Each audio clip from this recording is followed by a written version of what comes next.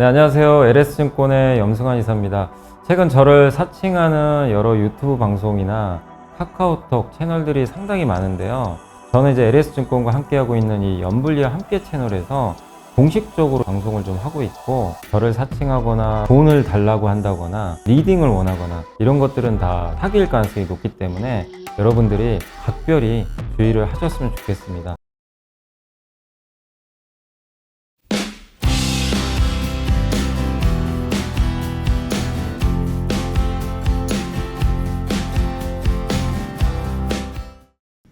네, 안녕하세요. 염승환 이사입니다. 제가 오늘 촬영하고 있는 시간은 2024년 7월 26일이고요. 제가 23일 날 이제 자료를 좀 만들었고, 함께 배우기 우주항공 파트 7, 파트 8까지 해놨어요. 그래서 이제 사실 다 끝났고, 예, 관성항법을 지난 시간에 한번 배웠잖아요. 잠깐 이제 덕산 네코스 하면서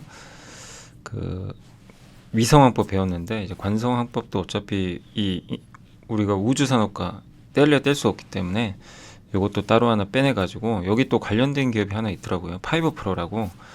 그래서 원래 이제 방산주로 많이 알려져 있는데 이게 또 우주항공하고도 다 연관이 돼 있습니다. 그래서 한번 설명을 해드리도록 하겠습니다. 그래서 이제 제가 뭐 우주항공 전문가는 아니지만 어쨌든 이제 나름대로 좀 공부를 해가지고 같이 공유를 하는 거니까, 뭐 잘못된 점이 있을 수도 있어요. 그러니까 그런 점은 오류가 있더라도 좀 지적해 주시고, 틀릴 수 있다는 것도 염두에 두시면 좋겠습니다. 그래서 한 번 더 여러분들이 검증을 해보시면 좋을 것 같습니다. 자, 일단 지난 시간에 뭐 PNT 항법이라고 한번 말씀드렸죠. 요게 이제 위치, 항법, 측이 뭐 이렇게 해가지고, 저기 뭐 이 콜로세움에서 에펠탑으로 갈 때 우리가 이제 내비게이션 찍잖아요. 이제 그런 것처럼 그 항법이죠. 위치를 알려주고 타이밍도 알려주고, 그래서 어떤 이제 도로의 경로도 알려주는, 그런 게 이제 바로 이런 항법 장치인데, 그 항법 장치 중에 이제 위성 항법이 있고, 우리가 이제 많이 사용하는 GPS 같은 거. GPS도 종류가 많은 거 우리 한번 배웠죠. 러시아도 있고 유럽도 자체적으로 있고 우리도 지금 만들고 있죠. KPS. 근데 이제 그 중에 또 한 가지가 이제 관성항법이라고 있다 그랬죠. 관성항법인데 인공위성이 커버하지 못하는 그런 이제 위치들이 있단 말이에요. 그거를 이제 관성항법이 대체해 주는 거죠. 그래서 이제 이걸 섞는 게 통합항법이죠. 이 두 개를 다 같이 결합한 게 통합이고, 그래서 항법은 두 개라고 생각하시면 돼요. 인공위성이 해주는 위성항법, 자이로스코프라는 게 이제 기기가 해주는 관성항법, 이 두 가지가 있다. 저 자이로스코프는 그 예전에 그 애플 아이폰에 2008년도에 처음 나왔을 때, 그때 자이로스코프 기능이 있는 걸로 되게 유명했었잖아요. 그래서 여러분들 아마 핸드폰에도 다 들어가 있는 걸로 알고 있습니다. 이렇게 움직여가지고 위치 같은 거 이제 파악하는 거죠. 그래서 오늘은 요 관성항법을 한번 설명을 해드릴게요. 자, 그래서 이 관성 센서 자이로스코프라고 하는데, 이게 어떤 역할을 하냐면, 이 보통 보면 이 관성 센서가 이렇게 세 가지로 이렇게 돼 있다고 하더라고요. 이 비행기 같은 경우, 이게 비행기가 보세요. 얘는 이제 어떻게 하냐면 비행기가 이렇게 왔다 갔다 하는 거죠. 이렇게 비행기가 내려갔다 올라갔다 이렇게 하는 거고, 요거는 이제 이렇게 뭐라 그러죠? 오른쪽 갔다 왼쪽 갔다 뭐 이렇게 되겠죠. 그리고 여기도 이제 위아래로 막 흔드는. 그래서 이게 요 IX 블루라는 데가 있어요. 요 사이트 한번 들어가 보시면 거기에 좀 자세히 나와 있습니다. 그래서 한번 거기에 사실은 들어가시면 이 항공기 표시가 있고, 이게 직접 동영상으로 움직여요. 그래서 한번 더 보시면 좋겠고, 어쨌든 이제 관성 센서의 역할은 뭐냐면 이 자이로스코프라 그래요. 얼마나 기울어져 있는지를, 그러니까 이쪽으로 얼마나 기울어져 있고 이 위로도 얼마나 경사가 어떻게 되는지, 그거를 측정하는 센서라고 보시면 될 것 같습니다. 그래서 이건 지난 시간에 한번 이제 말씀드렸던 거죠. 그래서 관성 항법 장치는 이렇게 돼 있다. 그래서 이제 가장 대표적인 게 그러니까 이게 이름이 INS라고 하는데, 여기에 자이로스코프랑 가속대가 같이 붙어 있는 거예요. 그러니까 이 두 개가 붙여 있는 거를 우리가 관성 항법 장치다. 그래서 자이로는 그 관성 센서 역할, 아까 말씀드린 얼마나 기울어져 있는지. 그리고 여기에 가속도계를 넣어서 위치를 파악하는 거예요. 그러니까 이 두 개가 결합이 돼야 위치까지 파악이 가능한 거죠. 그래서 보통 이제 유도 미사일 같은 데 많이 들어가고요. 그 다음에 이제 항공기가 정해진 목표 지점을 향해서 운항할 수 있는 그러니까 자동 항법 장치에도 들어간다라고 보시면 되겠습니다. 그래서 이건 이제 지난주에 한번 말씀을 드렸던 건데, 그러니까 근데 이제 이 위성과 관성 항법 장치를 합친 거를 통합 항법이라고 합니다. 그래서 이게 일반 도로고, 일반 도로에서 이렇게 위성이 있죠. 일반 도로니까 뭐 위성도 있고 위성만으로도 갈 수 있어요. 근데 이 차는 위성 항법 장치 GNSS, 그러니까 뭐 GPS라고 보시면 돼요.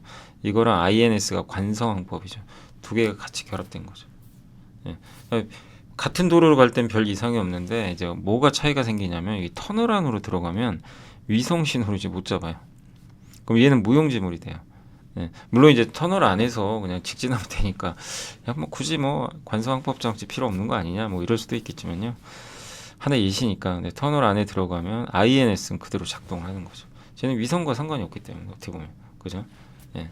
이 자이로스코프를 이용하기 때문에 그래서 위성 신호를 못 받다 하더라도 이 차 같은 경우는 관성 항법 장치를 이용할 수가 있는 거죠. 그래서 통합 항법 장치가 더 유리하긴 하죠. 이 두 개를 다 쓸 수가 있으니까. 그 저도 이제 IX 블루라는 이제 요 사이트 들어가 보니까 이게 동영상으로 실제 돼 있어요. 그래서 한번 그걸 보시는 것도 더 좋을 것 같고, 그래서 가장 이제 이거의 대표적인 게 이 대륙간 탄도 미사일입니다. 그래서 뭐 북한이 한 번씩 이렇게 대륙간 탄도 미사일 발사할 때마다 막 놀라잖아요. 네. 저게 이제 대륙간 탄도 미사일은 우주까지 갔다가 이제 우주에서 이게 이제 미사일이 발사되는 거죠. 대기권 밖으로 한번 나가요. 그랬다가 이제 목표를 타격합니다. 그래서 굉장히 무서운 거죠. 예. 그래서 최소 5,500km까지 가고요. 그러니까 이제 미국이 이 북한이 자꾸 저 ICBM 대륙간 탄도 미사일 이제 발사하면 이제 이 논평을 내죠. 예. 그래서 이 대포동 2호나 뭐 이런 것들이 이제 실제 미국까지 갑니다. 예. 그러니까 이런 걸 이제 미국도 사실 좀 두려워하는 거죠. 그래서 그동안 이제 많은 발사가 있었고, 근데 대륙간 탄도 미사일에 저게 들어가요. 저 관성 항법 장치가. 그래서 가장 대표적인 게 바로 이 ICBM이라고 보시면 되겠고, 관성 센서 시장은 계속 좀 커진다고 합니다. 그래서 우주 산업에도 있고요, 인공위성에도 들어가긴 해요. 실제 저 관성 센서가. 예. 그래서 지금 우리가 지금 우주 산업을 배우는 이유 중에 하나가 뭐죠? 앞으로 성장할 것 같으니까. 그죠? 근데 정부 주도에서 민간으로 넘어가니까 돈이 커지는 거죠. 그 정부도 이런 사업에 민간 쪽에 지원을 많이 해줘요. 그래서 글로벌 정부 우주산업 예산이 101조인데 389조 이제 민간 시장이 더 열리게 되고, 또 재사용 발사체 아시죠? 스페이스X가 하는 그것 때문에 더 성장을 하고, 그 발사체나 인공위성에 이런 항법 장치가 들어가거든요. 그러니까 이런 이 인공위성 시장이 커지고 발사체 시장이 커지면 항법 시장도 같이 커지는 거예요. 이쪽 관성 센서를 만드는 회사라. 그리고 여기만 들어간 게 아니라 무인 운반 로봇 아시죠? AGV라고. 예. 물건을 이제 실어 나르는 자동 로봇이죠. 예. 뭐 배터리나 반도체 공장이 많이 있는데 거기에도 이런 관성 센서가 다 들어가 있어요. 왜냐면 위치 파악을 해야 되니까. 그래서 성장하고 있고, 그다음에 고사양급 관성 센서 시장은 2015년 이후로 증가세를 좀 보이고 있다고 합니다. 그래서 관성 센서 시장 규모가 21년도에 31억 달러인데 27년에는 45억 달러, 연평균 한 7% 정도 성장하는 것 같고, 근데 여기서 제일 성장률이 큰 건 민수산업, 군수보다는 민수 쪽. 이제 군수 시장이 항공이 이쪽이 제일 큰데 여기는 좀 굉장히 안정적으로 점진적인 성장이고, 민수사업 시장이 좀 굉장히 커지고 있다. 예. 라고 보시면 되겠습니다. 그러니까 민간에서 하는 거죠. 민간에서 뭐 저런 로봇이라든가 모빌리티도 꾸준히 커지고 있고요. 그래서 수요처가 꼭 우주만 있는 건 아닙니다. 되게 좀 다양하다. 그리고 이게 이제 자이로스코프의 역사인데, 자이로스코프가 이게 세 가지 방식이 있어요. 뭐냐면 기계식 방식이 있고 RLG 방식이 있고, 이걸 많이 쓰죠. 이게 레이저 방식입니다. 그리고 이게 이제 광섬유 방식이 있어요. 각각 1904년, 1963년, 1980년대 이렇게 좀 이런 기술들이 개발이 됐다고 합니다. 그래서 기계식보다 이제 지금은 이 레이저 방식하고 광섬유 방식을 많이 쓴다라고 보시면 되고, 되게 오래됐죠. 예, 되게 오래된 기술들이에요. 그래서 이제 관성 센서에서 우리가 기계식을 배울 필요는 없고요. 이제 두 가지인데 RLG 레이저 방식하고 저 광섬유 방식 이 두 가지만 좀 이해하시면 되겠습니다. 그래서 이 RLG는 링 레이저 자이로라고 그걸 약자로 딴 건데 1980년대에 개발된 기술이고요. 두 개의 독립된. 그러니까 여기서 레이저가 이렇게 나가요. 반대 방향으로 서로. 그죠? 여기 보이시죠? 그래서 거울에 튕겨 가지고 일로 가게 됩니다. 예, 레이저가. 그 저기 이제 여기 모이게 되겠죠. 예. 근데 이게 샤냑 효과라고 하더라고. 저도 이게 처음에 뭔가 좀 되게 헷갈렸는데 뭐냐면 이게 반대 방향으로 이렇게 빛을 쫙 쏘잖아요. 여기서 쏘면 같은 시간에 모두 검출이 되지만 이게 회전이 발생하잖아요. 예를 들면 이렇게 돌아간다고 치면 그 회전의 강도에 따라서 빛에 도달하는 시간이 좀 달라진대요, 서로. 그럼 그 차이가 생긴대요. 그래서 그걸 가지고 물체의 회전 방향을 측정한대요. 그러니까 같은 시간에 도착하면 그 차이가 발생 안 하니까.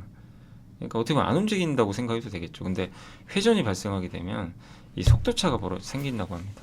그 차이가. 그래서 이제 그걸 가지고 하는 거고 이게 실제로 RLG라고 합니다. 여기 밑에 있는 게 보시면 여기 레이저 보이시죠? 작동했을 때. 예. 그래서 이게 이제 그 자이로스코프라고 보시면 돼요. 예.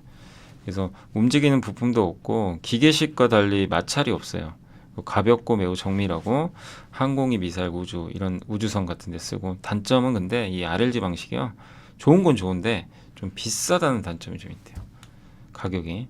그게 좀 단점. 그래서 RLG가 탑재된 제품 여기 보시면 여기 하나 에어로스페이스가 요걸 이제 조립을 한다고 하는데 보시면 여기 관성 요게 RLG 기반 요렇게 생겼어요. 요게 요런 데 들어가요.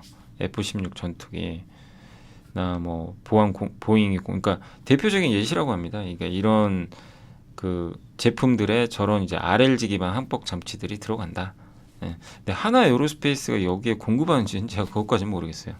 근데 하나 에어로스페이스가 저런 걸 이제 장치를 조립을 하고 그 다음에 이제 아무튼 사용되는 데는 이런 각종 무기, 이 토마호크 미사일 아시죠? 유도 미사일 이런 데도 저런 항법 장치들이 다 탑재가 된다. 그래서 사실은 이제 그 방산 쪽에 많이 연관이 돼 있는 것 같고 그다음 허니웰의 탈린이라고 있거든요. 우리 지난 시간에 덕산 네코스 배웠는데 제가 이제 좀 더 공부를 해보니까 이걸 지난 시간에 제가 한번 얘기를 했어야 되는데 이제 이번 주에 공부하다 보니까 또 알게 돼가지고 그래서 좀 뒤늦었지만 덕산 네코스 그러니까 덕산 하이메탈의 비상장 자회사입니다. 덕산 네코스가 이런 항법 장치를 만드는데 하니엘이라는 굉장히 미국의 유명한 산업재 회사가 있어요. 이 회사가 탈린이란 기술을 갖고 있어요. 이게 바로 RLG입니다. RLG 방식에다가 가속계, 그러니까 자이로스코프에다 가속계 합치면 뭐라 그랬죠? 항법 장치라 그랬죠. 우리 처음에. 그러니까 자이로스코프라는 이걸 기울어져 있는 걸 측정하는 센서에다가 가속도를 같이 붙인 게 바로 INS 관성 항법 장치인데 그걸 만드는 회사가 저기 한의일이에요. 그런 걸 또 만들어주는 대표 회사가. 근데 여기 들어가는 자이로스코프를 RLG 방식으로 만든다고 합니다. 여기 이름이 탈린이래요. 아무튼 탈린이라는 제품을 만들어요. 근데 2015년부터 덕산 네코스가 기술 이전 받은 거예요. 저 한의일에서 공동 생산을 이제 했다고 합니다. 그래서 이게 한국 포함 글로벌 45개국 수출하는 굉장히 핵심 물자인데 이거를 덕산 네코스에 이제 넘겨준 거죠, 사실은. 네코스 입장에서 되게 좋죠. 그래서 글로벌 60개 상업 및 군용 플랫폼에서 16,000개 이상의 탈린 시스템, 이런 탱크 같은 데 들어가요, 실제. 자주포에도 들어가고. 그래서 GPS 위성 신호가 안 잡히는 것도 있잖아요. 이게 만약 전쟁을 했을 때 위성 신호가 안 잡히면 무용지물 될 거 아니에요, 무기가. 위치를 잡아야 적 탱크를 막 공격을 할 텐데, 자주포가. 그럴 때 적군의 위치를 정확하게 찾아주는 저 두뇌 역할을 해주는 게 바로 이 탈린, 관성 항법 장치다 라고 보시면 좋을 것 같습니다. 그래서 이 허니엘이 이 덕산 네코스에 이제 넘겨준 거죠. 그리고 덕산 하이메탈이 이 네코스를 인수했죠. 21년인가 22년에. 21년도로 알고 있는데 어쨌든 이제 그런 또 스토리도 있었다는 것도 염두에 두시면 좋겠습니다. 그리고 이 RLG가 K9 자주포에게 들어가는데 포의 위치와 포신의 각도를 측정을 해가지고 포의 방향과 각도를 빠르게 측정을 해서 이제 빨리 타겟팅하게.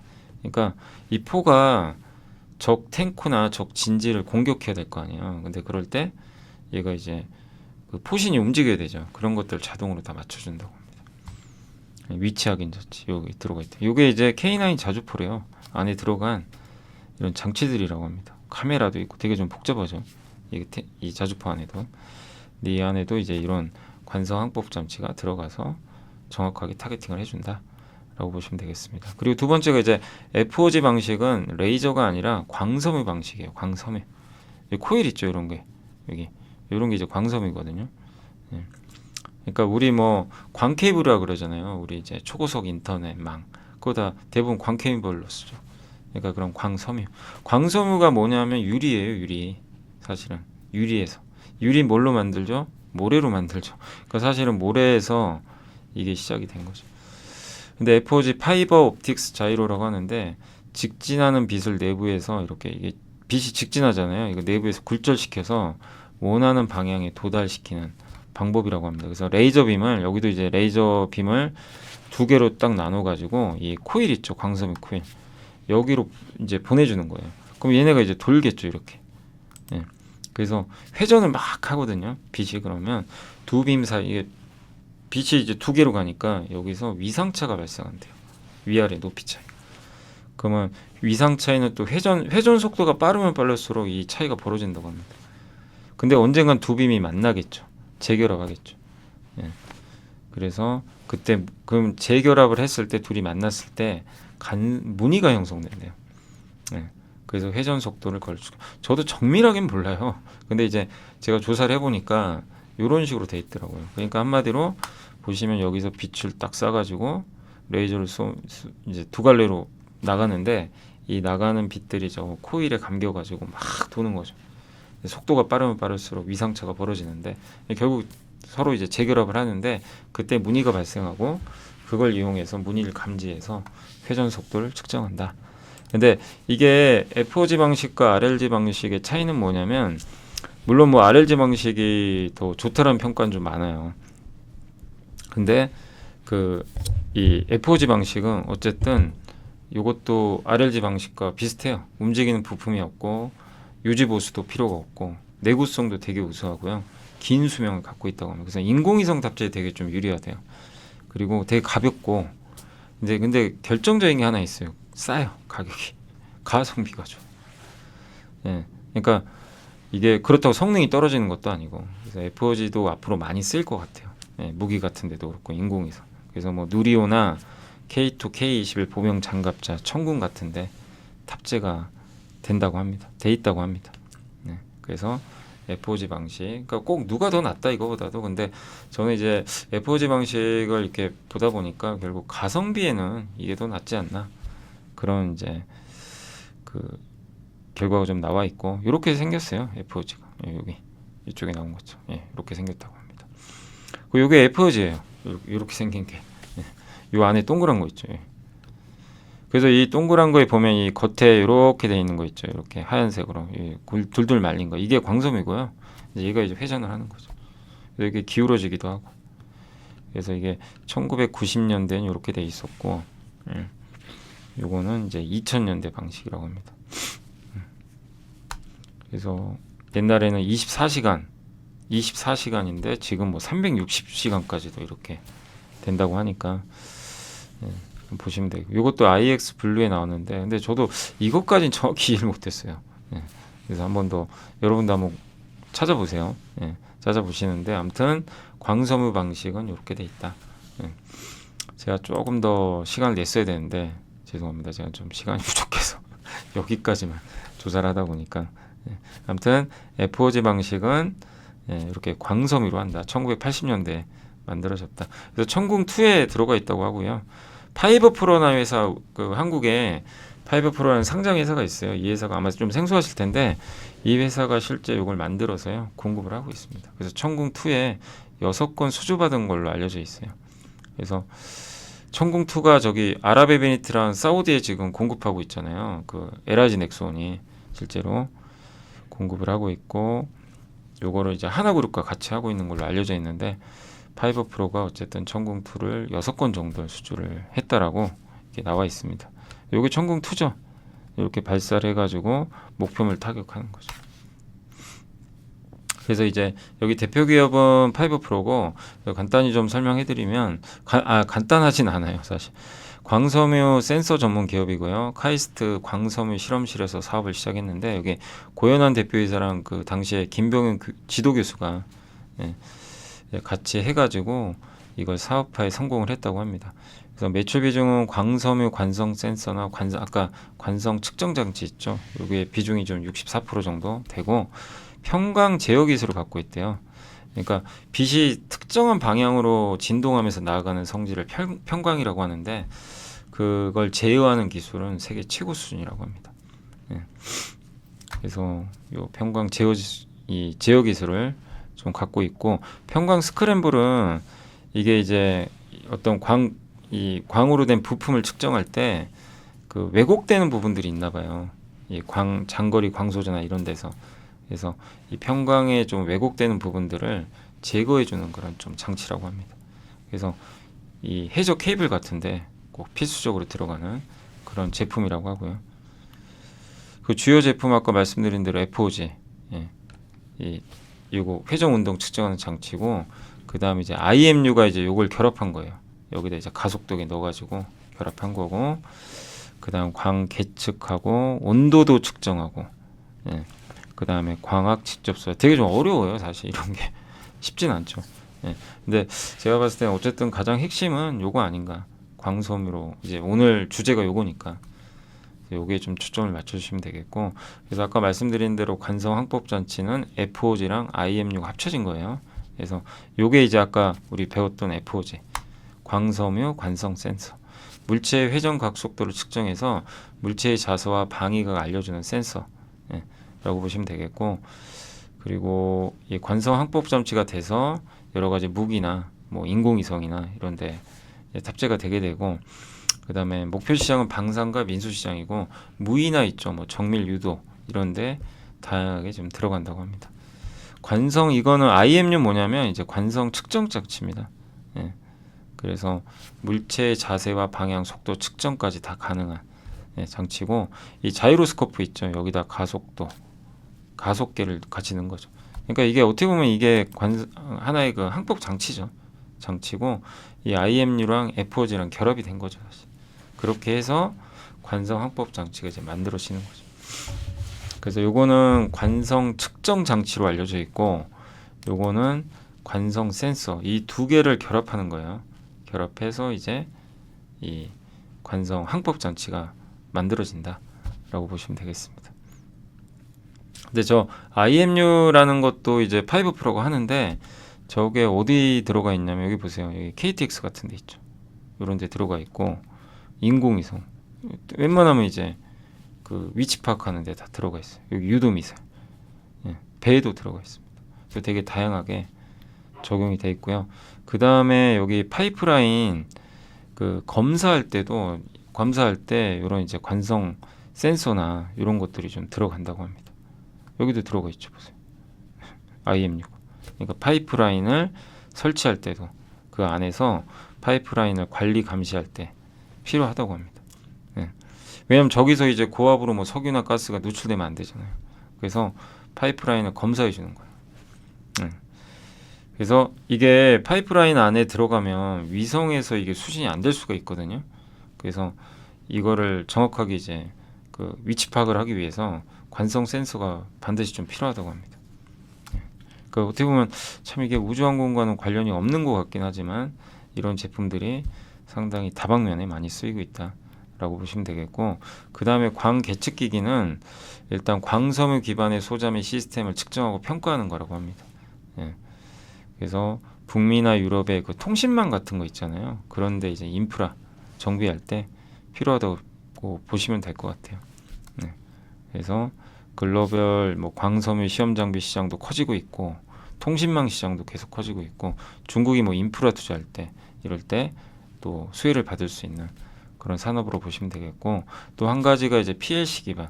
그러니까 이 아까 말씀드린 요 FOG랑 IMU 요게 한 축이고, 그 다음에 요 광 계측하는 게 하나가 있고요. 그 다음에 PLC 요 세 가지가 주요 사업이라고 보시면 될 것 같아요. 그래서 PLC는 이제 데이터 센터 내에 통신용 트랜시버, 그러니까 이 통신 신호를 뭐 주고받는 거죠. 예, 거기 들어가는 핵심 부품이라고 보시면 좋을 것 같습니다. 그래서 지금 AI 시대인데 데이터 센터도 저런 트랜시버가 다 들어가 있거든요. 예, 거기서 이제 데이터 흐름을 송수신해주는 그런 장치라고 보시면 좋을 것 같습니다. 좀 되게 어려워요. 이게 내용들이 별로 쉽지는 않습니다. 근데 한마디로 이제 광이라는 건 통신이죠, 통신. 서로 이제 광통신을 많이 하는 것처럼 데이터 센터에도 이런 제품들이 들어간다. 예. 그럴 때 필요한 그걸 그러니까 광 신호를 송수신할 수 있는 그런 부품이다라고 또 생각을 해주시면 좋을 것 같습니다. 그리고 또 한 가지가 이거는 매출 비중은 이번 1분기 실적 보니까 거의 안 잡혀 있던데 그래도 요 사업도 하나 있어요. 광 섬유 센서라고 온도 측정하는 거예요. 그러니까 예를 들면 이게 데이터 센터에 뭔가 갑자기 어디서 화재가 발생하면 무슨 일이 발생하죠? 온도가 팍 튈 거 아니에요. 그죠? 이런 걸 이제 그 센서가 측정을 해주는 거죠. 그럼 저기 문제가 생겼으니까 저걸 이제 고쳐주겠죠. 만약에 갑자기 화재 사고 발생하면 안 되잖아요. 그래서 장거리에 걸쳐서 온도와 진동을 측정해주는, 그러니까 뭔가 이제 문제가 생기거나 사고를 예방하거나 진단할 때 필요한 그런 광섬유 센서도 하고 있다라고 보시면 되겠습니다. 그래서 이 파이버 프로가 만드는 제품이 되게 다양하게 들어갑니다. 보면 인공위성부터 이런 통신망부터 해가지고 저런 파이프에도 들어가죠. 무기 들어가죠. 예, KTX 같은 기차에도 들어가죠. 안 들어가는 데가 없어요. 이런 주요 적용처가 되게 좀 다양하다라고 보시면 좋을 것 같습니다. 그래서 이렇게 항공우주, 안전, 에너지, 통신, 교통, 물류 이런데 각각의 부품들이 만드는 제품들이 고르게 좀 포진돼 있다라고 보시면 되겠습니다. 그리고 수주 내역은 되게 수주를 좀 꾸준히 했어요. 그래서 보시면 천궁2 이제 작년 4월에 아까 말씀드린 천궁2 있죠. 수출용, 그러니까 수출용이죠. 그럼 어디에요? 중동 쪽에 들어가 있죠. 거기 관성 측정기, 그걸 이제 41.5억 원, 뭐 하나 에어로스페이스 통해서 들어가는 것 같더라고요. 그래서 하나 에어로스페이스가 그걸 조립을 해가지고 아마 LIG 넥스원에 공급하는 게 아닌가 이렇게 생각하고 있고, 인공위성에도 들어가고요, 세트랙 아이에도 들어가 있고, 물론 이제 계약 상대방이 비밀인 경우도 있습니다. 통신기기 제조사도 수주를 했고, 그래서 수주 잔고가 274억 정도 1분기 말 기준으로 이렇게 돼 있습니다. 그리고 이제 여기서 이제 우리가 우주 쪽과 좀 관련된 것 중에 예전부터 수주했던 거 보니까 그 2018년 12월에 차세대 소형위성 1호에 탑재가 됐고, 그 다음에 한국형 발사체 누리호 있죠. 여기에도 각각 한 번씩 공급이 이렇게 돼 있어요. 그러니까 한마디로 무기와 우주항공 쪽에 요 파이버 프로의 그런 관성 센서, FOG라고 그러죠. 이런 것들이 지금 수주가 뭐 꾸준히 그동안 돼 왔다. 근데 앞으로도 수주가 잘 되는 게 더 중요하겠죠. 그리고 이 회사 이제 실적은 괜찮은 것 같아요. 매출도 이렇게 올라가기 시작을 하고 영업이익도 보세요. 증가했죠.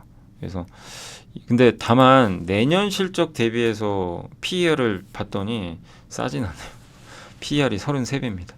그러니까 밸류로 생각하면 싸다고 할 수는 없어요. 근데 참 밸류로 이걸 봐야 되나 참 이게 고민되는 거죠. 밸류 보면 비싼 것 같고, 근데 회사는 성장하고 이 회사가 만드는 이 관성 센서나 이런 제품들은 계속 성장을 하고 있으니까 그게 좀 어렵죠. 그러니까 밸류 보고 하시는 분들은 들어가기가 선뜻 어렵고, 근데 야 밸류보다는 성장 아니냐 이렇게 보면 또 만약에 시장이 많이 흔들릴 땐 또 기회가 될 수도 있는 거죠.